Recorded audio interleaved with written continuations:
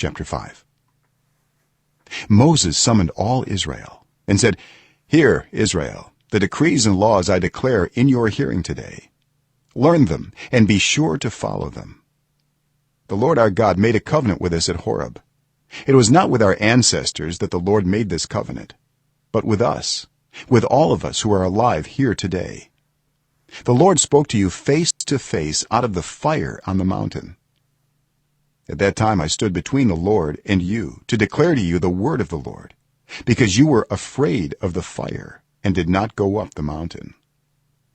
And he said, "I am the Lord your God, who brought you out of Egypt, out of the land of slavery.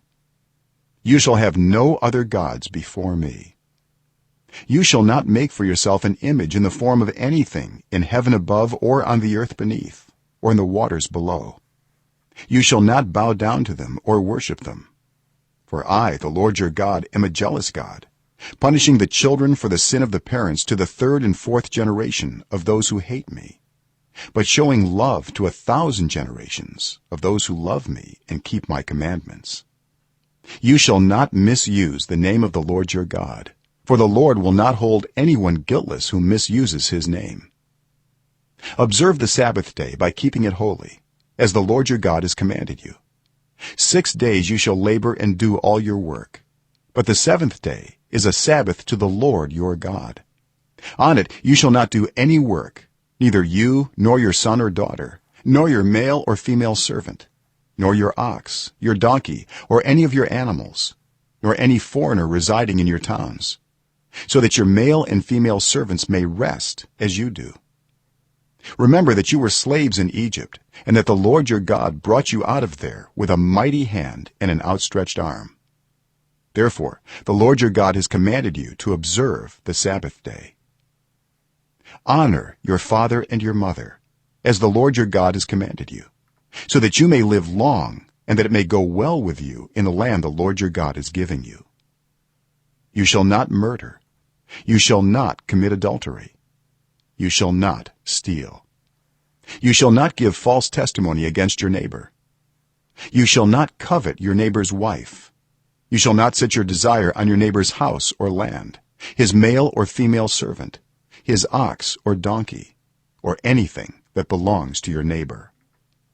These are the commandments the Lord proclaimed in a loud voice to your whole assembly there on the mountain from out of the fire, the cloud and the deep darkness. And he added nothing more. Then he wrote them on 2 stone tablets and gave them to me. When you heard the voice out of the darkness, while the mountain was ablaze with fire, all the leaders of your tribes and your elders came to me, and you said, "The Lord our God has shown us his glory and his majesty, and we have heard his voice from the fire. Today we have seen that a person can live even if God speaks with them. But now why should we die? This great fire will consume us, and we will die if we hear the voice of the Lord our God any longer. For what mortal has ever heard the voice of the living God speaking out of fire, as we have, and survived? Go near and listen to all that the Lord our God says. Then tell us whatever the Lord our God tells you. We will listen and obey." The Lord heard you when you spoke to me, and the Lord said to me, "I have heard what this people said to you. Everything they said was good.